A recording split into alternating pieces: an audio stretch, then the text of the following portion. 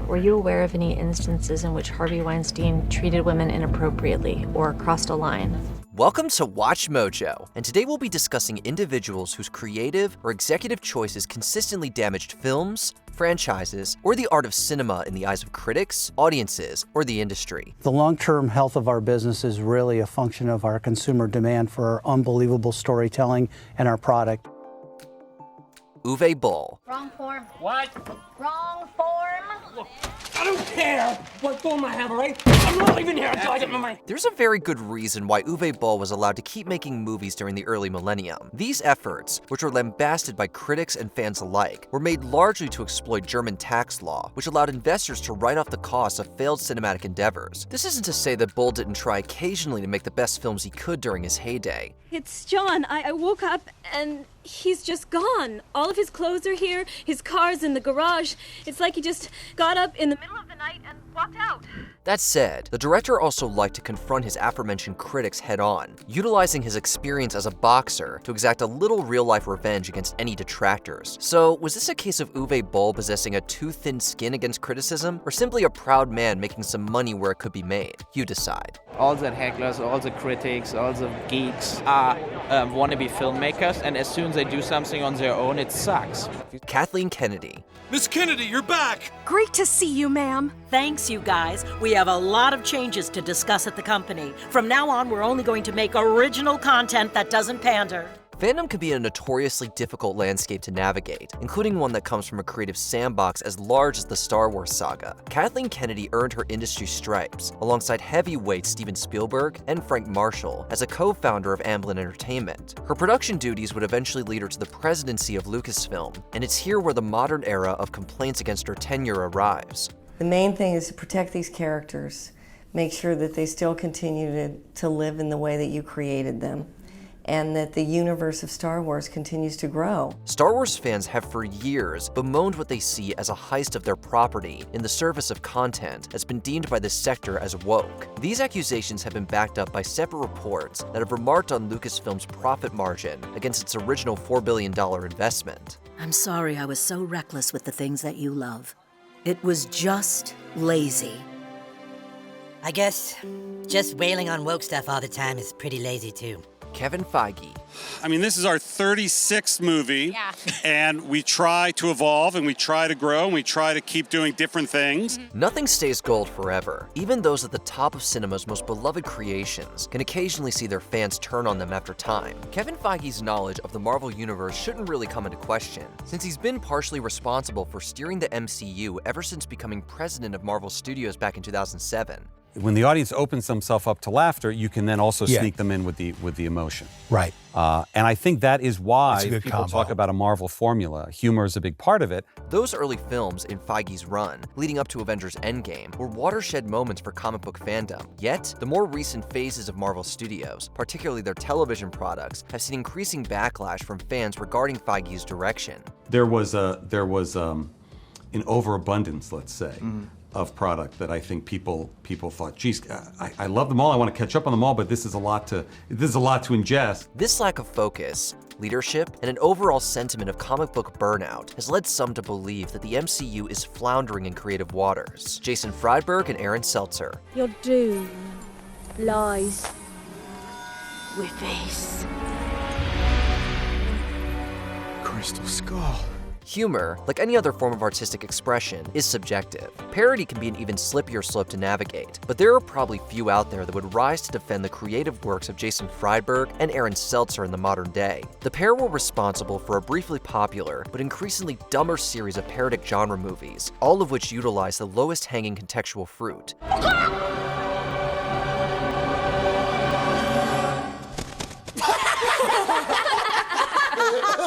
More like chicken wings. Efforts such as Disaster Movie, Epic Movie, and The Starving Games were clearly leagues away from the clever parodic works of the Zucker brothers and Jim Abrahams, a la Airplane. Heck, these weren't even on the level of The Naked Gun. They were just, well, bad. But what happens if we're the last two standing?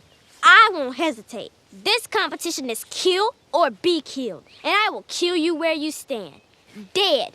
End of story. Bob Chapek. If this was the NFL, where they have tremendous accountability, and we were watching their program on Sunday morning, everyone together would say he should be fired. It's interesting to note the back-and-forth CEO juggling of Disney's Bob Chapek and Bob Iger. The latter has been criticized over the years for his determination to bring unwanted live-action remakes to the silver screen. Meanwhile, the career of Bob Chapek saw a backpedaling from the executive's initial support of home physical media on DVD and Blu-ray into a completely opposite direction. You reorganized the company around streaming, around Disney Plus, around Hulu. At this point, I would say that strategy is very much in doubt. Disney is struggling right now. Disney's shift to streaming under Chapek's tenure has proven controversial to some fans of the brand. The CEO was actually replaced by his forebear, Iger, after only 2 years at the head of the House of Mouse. For Bob Chapek, they decided they didn't want him anymore and replaced him with the guy he replaced, Bob Iger, one of the most storied CEOs in American capitalism, I would say.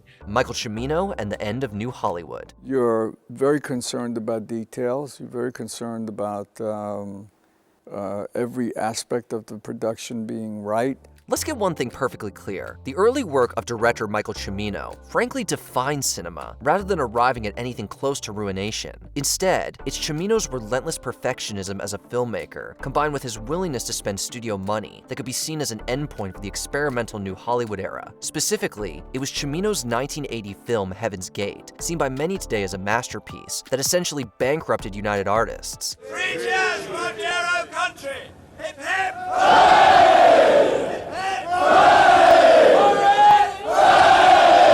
This sounded like the death knell for studios handing over too much control to their directors, holding back the reins as New Hollywood's prominence shrank in the face of major blockbuster appeal. But you love cinema, don't you? Oh yes, I wouldn't do it if I didn't. I wouldn't do anything if I didn't.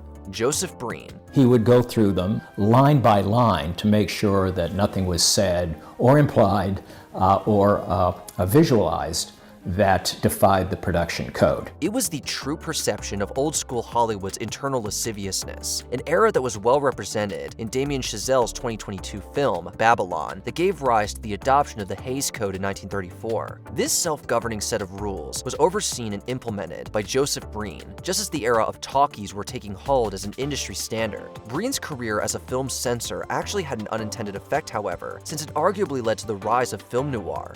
Where? Hello! Hello, hello! Here's Miss O'Shaughnessy. She wants you. She's in danger. Movies that were forced by the Hays Code to utilize innuendo and atmosphere to drive home plot points that would have been affected by Hays censorship. So while Breen's efforts may have ruined explicit content in film, they contributed to a vibrant, opposing creative force.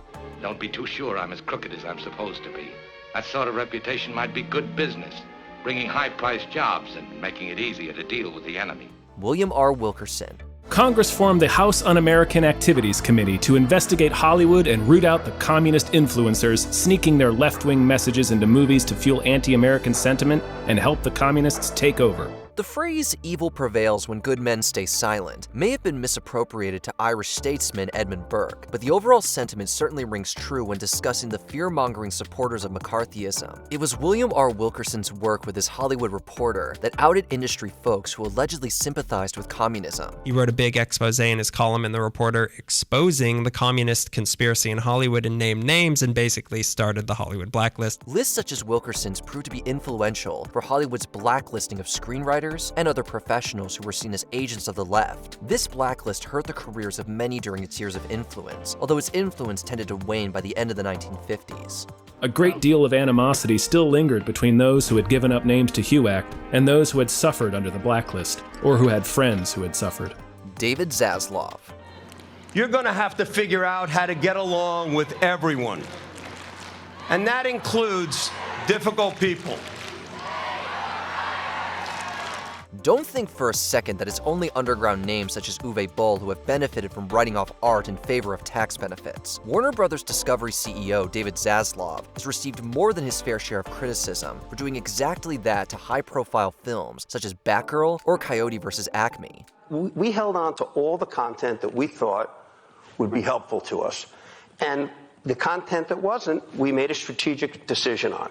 Such shelving has created lost media, similar to how the WB has eliminated the availability of classic cartoons on streaming services, such as HBO Max. At the same time, lost media isn't exactly lost if fans own them, right? This has essentially created a counter-movement, where more and more young people are treasuring and collecting physical media in direct defiance of corporate control and dictatorship. Here's my advice to you. Figure out what you're good at and what you're not good at, and work on those things. Create your own opportunities. Before we continue, be sure to subscribe to our channel and ring the bell to get notified about our latest videos. You have the option to be notified for occasional videos or all of them. If you're on your phone, make sure you go into your settings and switch on notifications. Harvey Weinstein. Harvey Weinstein was convicted in a separate trial in Los Angeles in 2022. He's serving a 16-year sentence. The casting couch tropes and sexual assault convictions against disgraced producer Harvey Weinstein are sadly nothing new when it comes to the history of Hollywood. At the same time, however, the rise of #MeToo did at least offer greater visibility to the situation so many performers are presented with as they attempt to navigate their careers.